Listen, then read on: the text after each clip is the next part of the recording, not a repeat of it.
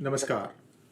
Today is June 16th, Wednesday, and welcome to Daily Global Insights with Sree and Sree, episode number 183. As always, we start with United States news. Biden was holding incorrect notes while addressing the media, and the notes were talking points on Trump bashing. Sridharji, namaskar and welcome to PGurus channel for 183, sir. Now, why is he still obsessed with President Trump? Namaskar. Good morning to everybody on a bright, wonderful Wednesday morning here. We look forward to an exciting session. The comment that Sriji is making is about the video that you saw yesterday, where you can see Biden, fiddling around with some notes and looking at it, and was a little bit perplexed. Now it's come to light that those notes had nothing to do with the briefing, and probably that's what confused him on the Gafi. Instead of Syria talking about Libya, because he was saying, the bashing points for Trump. Now, with regard to the obsession, they're obsessed with Trump, basically, because Trump was a renegade. He was not part of the system. He was prepared to call the shots. There was no simplicities and niceties. It was a direct confrontation. So he obviously rattles them, and he has rattled them even further when he, got 74 million votes. So therefore, they're afraid of President Trump. This is the Democratic Party. So I'm perplexed as much as anybody as to why he was given or why he carried the wrong set of notes to such an important meeting. And Biden administration has come up with a new set of rules where the communities can report their neighbors, relatives, and friends who are radicalized. I mean, if there's a qualitative filtering here, this is like Big Brother, isn't it? It is Big Brother, as you rightly worded it. When you look at a whole range of policies coming out of the Biden administration, it's every day is a new puzzle. It's almost like they have a set playbook and they want to play out the playbook, which is namely, if you have somebody doing something, report will take care. If you have somebody, so it's almost like, we want to have a complete control over the people so that there is no voice of dissent. The only voice of dissent that is acceptable is the voice of dissent as expressed by the progressives. Rest of the people, cannot express dissent. If they do so, then it is presumed to be radicalization. Now, assume that this is all going to create nothing but chaos and disharmony in the society.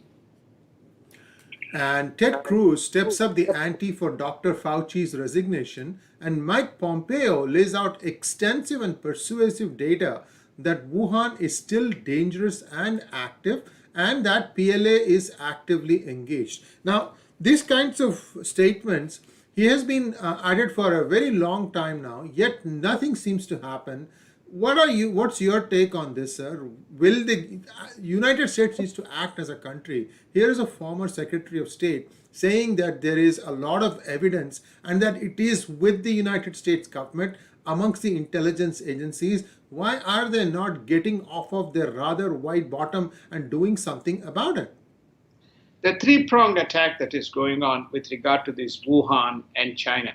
First is the international coalition, which is slowly raising their voice to say that the WHO was compromised, the investigation on Wuhan was inadequate. Then you have within the United States the Republicans, both in the Senate and more notably in the Senate than in the House, Ted Cruz, Rand Paul, etc., making the claim or making the case that Fauci should resign and he should become more and more transparent. Some of the inconsistent statements that has come from Fauci, only adds fuel to the fire. The person who has been very persuasive and progressively presenting the evidence or progressively presenting the facts is Mike Pompeo. So you should see the picture that is, when you get a chance, you should read. There's three things that we are presented. One is Mike Pompeo standing up and making the statement, and second, his assertion that how the Fox News report carries a very segment of the cross collusiveness, but with some of the influential people in United States with Wuhan, so there was prior knowledge. And the third is that there is still that lab is active. So obviously, as an ex-secretary of state and a government official, he probably has more information than any of us do. So that lab is active, and there is still some viruses and potential for viruses to get out, and there is a collusion of the PLA. All these facts are known, but he's making it in a more explicit and persuasive manner. And this is a worry because we are now seeing variant 1, variant 2, variant 3. Variant 3 is now announced. South Africa has announced variant 3. I don't know whether UK has yet announced, or UK, there are some rumors around UK having variant 3. And there is variant 3 expected in United States. There's early warnings that it is coming to United States, and some parts of it is in Asia. So if this is the case, it can only be construed that the lab is active and this is beginning to spread. So when does this end, and where does this end, and how does this end? Without truth coming out and enforcement, there's going to be a problem. Will there be enforcement? Very clearly, nothing is persuading us to believe that United States is going to act. If you recall, in the DGI we covered what percentage you think, Mr. Blinken, Antony Blinken, the current Secretary of State, what percentage do you think that it originated? I cannot assign a percentage, but that still will be investigated. So how do you propose to enforce against China? There's no answer. So it's fairly clear that, to answer your question, based on the data, unless there is a dramatic twist, there's going to be no action, and we are all going to suffer. And Senate progressives threatened to block bipartisan infrastructure plan and stick with their game plan, namely no climate, no deal. Sir, is this being spearheaded by Big Bernie? It's Big Bernie is now the what we call as the coach. So he has a good team, the squad. So the squad is the. But those are all congresswomen, sir. I'm talking about Senate progressives. No, I think that he's the overarching. I'm trying to say he's the overarching coach. Head honcho. So he has a team and a B team. So therefore, depends on who plays the game or which field the game is being played, whether it's Senate or the House. So therefore, I call all of them part of the squad, right? Squad A, squad B. So you have a squad A and you have a squad B. The outside squad members, be it Democrats or I won't exclude Republicans, they don't make that much of noise. But there's only some percentage of people within the Democratic Party, both in the House and Senate, but they're enough in number to twist or to shift the voting patterns. You can see what happened with Nancy Pelosi. You can see what happened with Chuck Schumer. Anybody who is raising, they are going down the path in their own way. Okay, I mean, Bernie Sanders is elder to Schumer. If Schumer thinks he's part of the squad A within the Senate, then he is another student of Mr. Sanders. So this is where the Senate stuff comes from. So I just don't. I think that what they're saying is the infrastructure plan includes all these kind of bells and whistles. That includes the climate accord. It all seems to point out they want huge chunks of money to be spent on all these illegal people who are coming in, housing, voting, money, dole-outs, etc. Because the infrastructure, when you break down the cost, does not exceed more than 400 to 450 billion. Actually, even in nominating 560, the Senate Republicans were more generous in giving that 100 billion. So there's no way you can add the other $1.7 trillion to make up this $2.2 trillion unless you add all these other benefits they want to give. And my 2 cents to what you just said, sir. Dear progressives, you will not be taken seriously unless you can explain to America and to the rest of the world how you are going to contain the green, the effects of beef industry, which has the highest carbon footprint. If you don't have a solution to solve that, and if you cannot persuade the world from eating beef, then you really don't have a plan, because that is a big 800-pound gorilla in the room. So don't try to nibble around the edges and say we are doing something on green. This is all phony baloney. We don't accept it. At least discerning minds such as myself and Sridhar Chityalaji, we can see through all this smoke and mirrors, and we can squarely tell you what the problem is. Tell us how you are going to wean the world away from beef, and tell us how that carbon footprint is going to be minimized. Then we will talk climate change. Sir, next from Arizona. The Arizona Attorney General wants Biden administration Department of Justice to stay away from election audit. Yes, why is the Biden administration interested in auditing what is happening in Arizona state? Because as far as I can remember, elections are a state prerogative. In fact, the states have complete leeway in what kind of EVMs they can use, how they will conduct the election, and sometimes even the counties can take their own decision. So what is this going on? This is what is going on is the subtle pressure that is being exerted by Department of Justice. Obviously, the progressives and the centrists within the Biden administration saying, okay, elections are over, there's nothing for you guys to do, blah, blah, blah. And, it is just a coercive pressure that is being applied. They know that it's not going to work. The election audits point out, the Arizona election audit points out that there's a clear problem. In fact, the liaison officer has stated, who acts between the various groups, to say there's a whole bunch of missing ballots even now as you complete the auditing process. So it's very clear the truth is going to come out if the due process is done. Then it is going to be made aware to public, which in turn then puts pressure on this big election reform bill that Nancy Pelosi and others are trying to enact in the House. And that is why DOJ is being used as an agent of service, if I have to use that phrase, to make sure that the states don't do what you call information investigation and assessment of what happened during those election period. There's nothing else just other than that. I mean, Trump went on to say they will exercise pressure. Please don't yield to the pressure. Complete the audits and declare the information so the world is aware what happened. And emails show that Trump and White House administration pressured Department of Justice on 2020 election fraud claims. A little bit more context here, sir. Can you please explain? Was this during Trump's term when the elections had been announced? There was a question mark, and the question mark has been answered, which is namely, was the Trump administration pressuring DOJ to say intervene or investigate to come and assess whether there was, come and say, there was an apparent fraud. So until the investigation is complete, we just have to hold the results. But the DOJ would have no bar of it. So they're saying there were emails. They were not saying that, please stop the election. They were saying investigate. Trump administration was saying intervene and investigate and find out what exactly happened, because we're getting a lot of complaints from the Republican Party. The same argument that we applied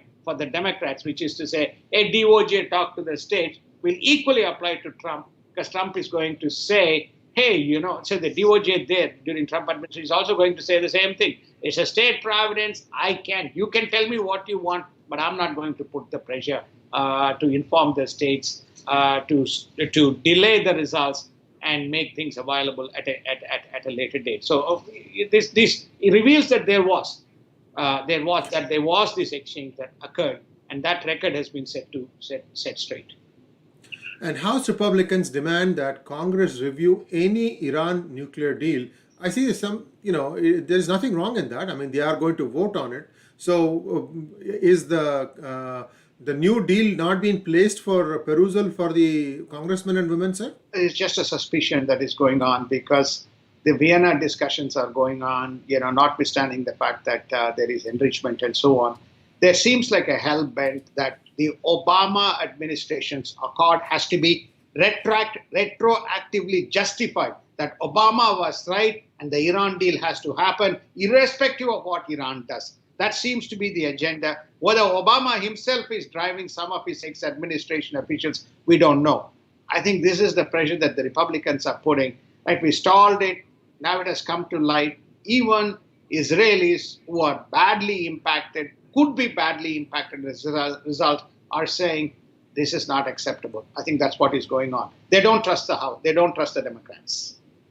Biden administration expands eligibility for program to bring Central American minors to United States. This is over and above the DACA program, sir, the Yes, DACA. yes, yes, over and above. Suppose I have 10 relatives, nephews who are there, then they can say, my uncle is in United States. Look, I need to go and help him, and there are plenty of job opportunities. By the way, people are quitting jobs, and there's plenty of money coming in, so I can go and help my auntie. I can also become part of the job. They will be Biden administration will sympathetically consider those applications and bring them in. And the death toll in the United States crosses 600,000 and Brazil at 488,000 and India is now at 377,000. These are the death tolls from COVID and the total number is now at 3.82 million deaths. So this just gives you an idea of the magnitude of the challenge that we are at, aren't we, sir? One word, sir.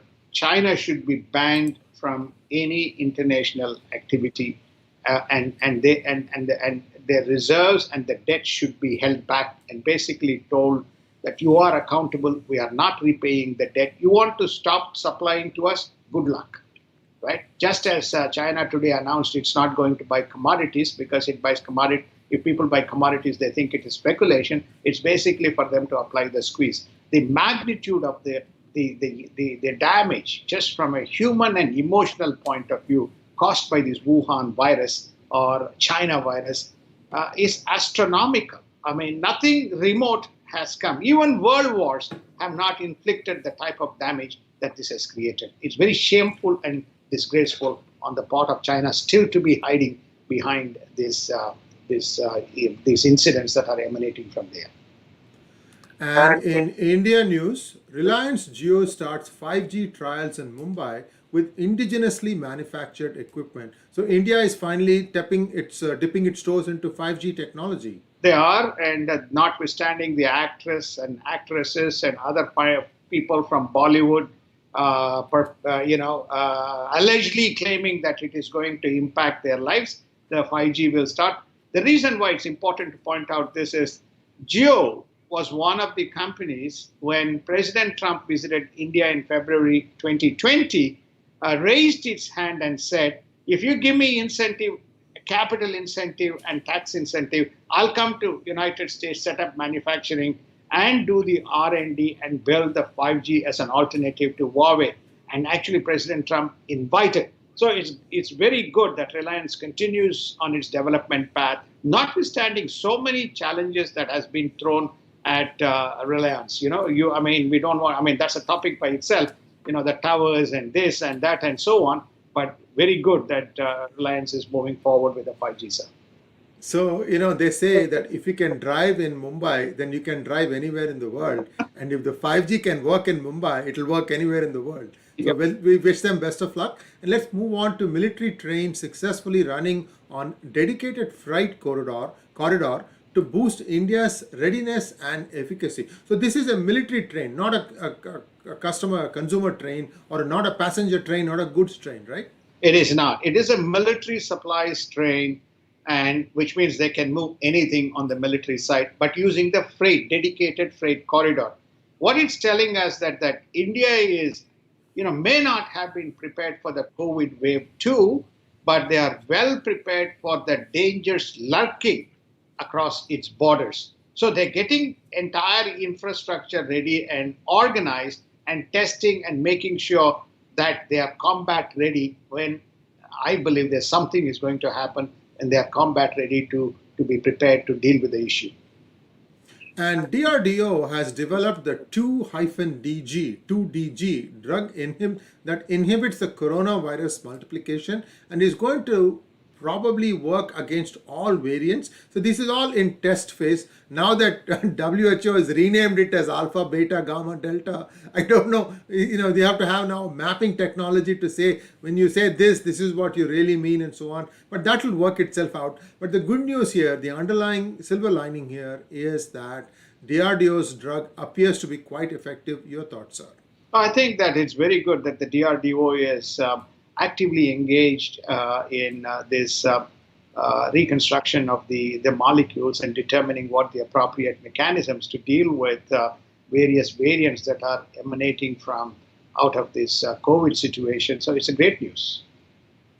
And clinical trials of Novavax COVID 19 are at an advanced stage of completion in India, says Dr. V.K. Paul. Remember, viewers, we had talked about Novavax yesterday. This is a new drug which is very, very inexpensive, and thereby it holds a lot of promise in terms of how it can capture significant market share. So, your thoughts? I think that it's remarkable that Novavax, which had some difficulties here because of the excess supply, to get the same, emergency use application. Plus, if you don't do a full course of trials, then it doesn't get that easily approved through FDA. That gestation period can be 2-3 years. They said, no, we're going to India. India is prepared to conduct active trials. And by the way, we have a captive market in India at low cost. And India will also export it to the emerging nations. So you will see Novavax probably, making its way through India. And India has confirmed, Dr. Paul has confirmed that they are in a very advanced stage of completing. They will have the data, certify it, and start using it. And NHAI, the National Highways Authority of India, is likely to expand the size of proposed infrastructure investment trust to raise up to 15,000 crores. So this is like India is on top gear to build out or lay out even more infrastructure under Nitin Gadkari. Very impressive feat, sir. Very impressive feat. And I think that this whole creation of an alternative investment trust is a great way to raise capital and then allocate capital towards the deployment. I think that amongst various ministers, I think two people stand out in the Modi administration, clearly Nitin Gadkari and Piyush Goyal. The transformation of railways, which we have talked about, single-handed credit goes to Piyush Goyal, and similarly the infrastructure that has been built, be it anywhere, air, ground, water, ports, borders. The work that's been done by Gadkari is remarkable. He has also been given the mandate for the MSME, which constitutes or makes up about 40-45% of the economic GDP in India, very similar in most parts of the world. I think that this is a very the whole approach of how capital is raised and capital is allocated towards these programs is very laudable. And now let us take a look at global news. China asserts its claim on Taiwan with 28 fighter jets breaching the island's air defense zone. So with your permission, I'm going to just put up a quick bitmap here as we see that the Taiwanese island of Matsu is closer to the Chinese mainland than Taipei. Perhaps China is eyeing that first? Well, I think that based on the dredging that is going on, and it's only 20 kilometers from, or 20 nautical miles from the mainland China. So they're slowly picking away bits and pieces of the land. And I hard to see this part of Taiwan remaining with Taiwan, right? It is farther from Taiwan than it is from China. So that's number one. Number two is that the air defense zone, the China has been, while the G7 meet is going on and where Taiwan was included, China is saying, it's not going to take it lying down, and it is making this provocative postures.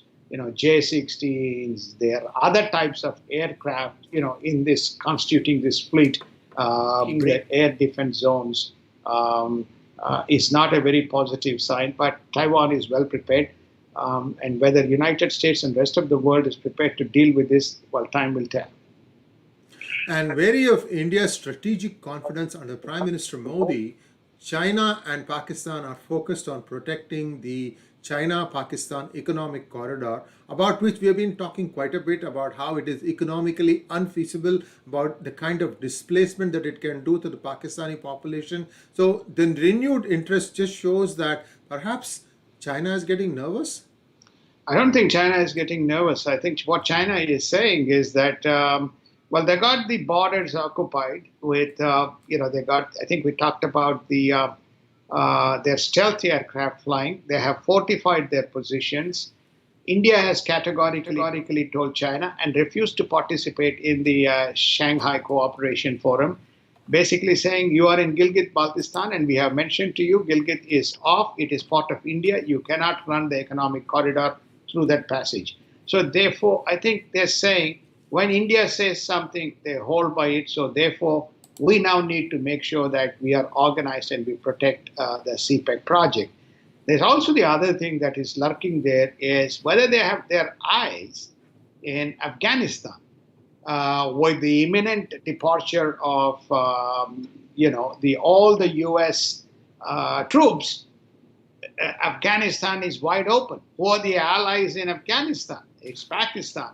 So whether they want to bridge the gap and use this window to occupy, and they've always been collaborative with the Taliban, whether India has the wherewithal and the capacity to both deal with western borders and northern borders, and then also to take on additional responsibility for Afghanistan remains a big question mark. So I think China is more strategically prepared.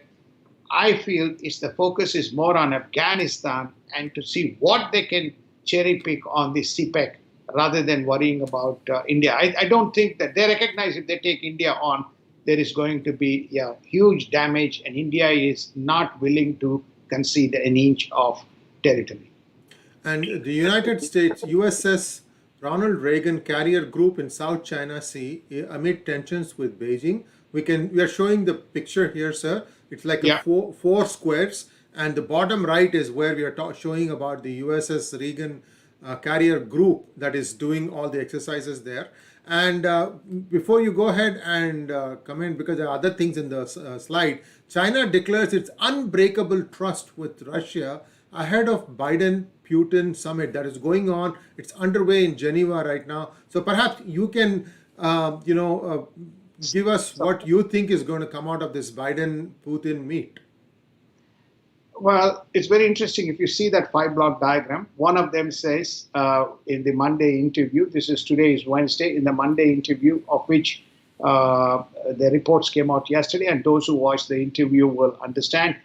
Basically, Mr. Putin saying, look, he's just a normal person. He's, all his macho is fake. He is truly not a combative person. So therefore, I can easily deal with him. So you have that.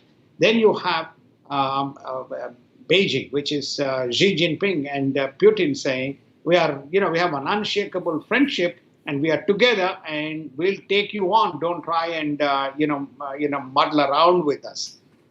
So therefore, you have that part. Then while that goes on, two things happen. One is the dredging, continued dredging in Taiwan. Then the incursions into Taiwan. Then you had incursions into Malaysia.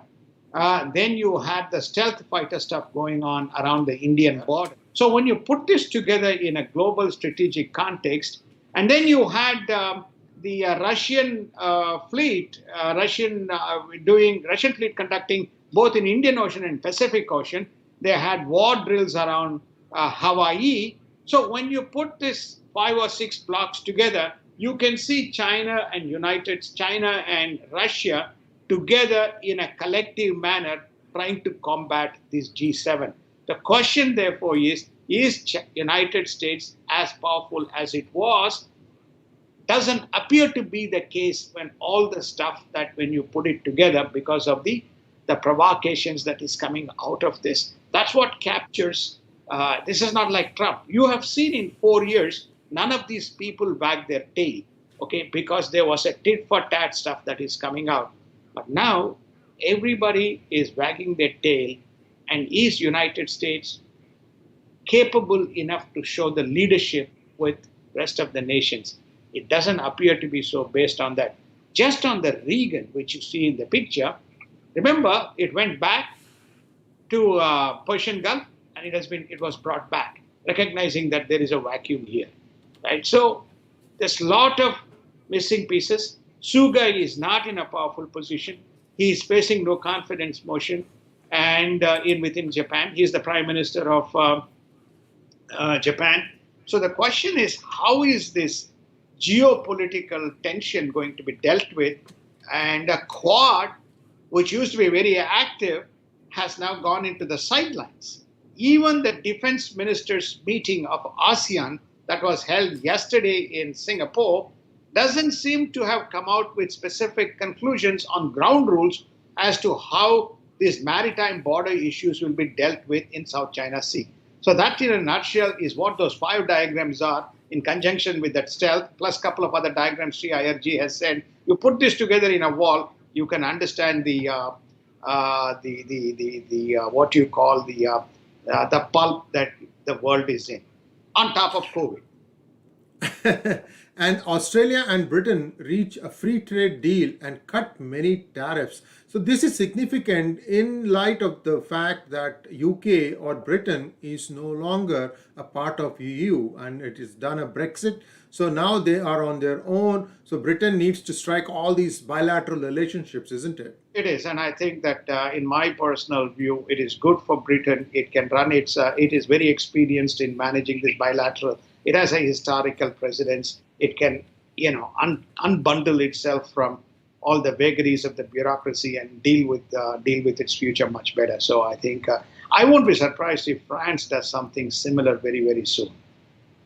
And United States and EU, European Union, reach a deal to end a 17-year Boeing Airbus trade dispute. So this has been here for donkey's years, where the Airbus was fighting with the Boeing, and now looks like maybe this is one of the more significant achievements of the Biden trip. Well, time will tell, because there's subsidies on either side to block one from coming to the other, and so on and so forth. It's more trade protectionism. They seem to have evened out. We'll wait and see. Boeing is not in a stellar position financially either. Okay, so therefore it remains to be seen how this plays out. Yes, indeed. And Boeing has a lot of planes for which were not being taken up by the consumers or customers who placed orders on them thanks to COVID. Now they have a surplus of planes. I don't know what's going to happen, how that inventory is going to be drawn down. You can't just like that, put a plane on the market and hope for someone to make a bid on eBay or Amazon. So we have to wait and see how that goes. Sir, moving on to markets. S&P and Nasdaq slipped from their record highs ahead of the Fed decision. We talked about this yesterday. We said that perhaps the Fed will have some text that tells how it is going to deal with the looming inflation. Your thoughts? Have you had any other revelations since then? No, Fed's thing is Fed's. Okay, so none of us will ever know. There's no advanced notification on Fed.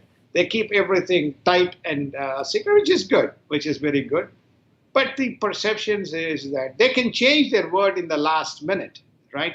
So there's broadly consensus that is obtained in the Fed FOMC meetings, which is a Fed Open Market Committee's meeting, which looks at the economic situation, etc. But there is a sufficient indication that they will make some statement, which is today, by the way, we'll report it tomorrow, that there will be some indication that, look, inflation is going up. Maybe they will say we will completely cut the asset purchase programs. That's an indication that liquidity is going to be to some extent managed. But what's astonishing is that we had the consumer prices go up. We are seeing now the producer prices go up on an annualized basis. They're estimating it to be 6.6%. And the rents are going up. See, rent going up is an indication that the inflation is on the rise, because rent is not excluded. It's one of the key drivers of inflation. This is a reflection that demand is going up. There's a lot of money in your bank account thanks to Mr. Biden. If you haven't got it, ask him. He'll give it to you. I've tried, sir. I have not been given, but that's a story for a different day and different time. They'll say that because you did not get the SBA loan, therefore you are crying sour grapes and you are attacking the Biden administration. Nothing could be further from the fact. Now you can see even CNN now beginning to say, well, what is this going on here? What is this going on here? You need some intelligent accountant, sir. If you have an intelligent accountant, then I'm sure you will get the aid, sir. That's all.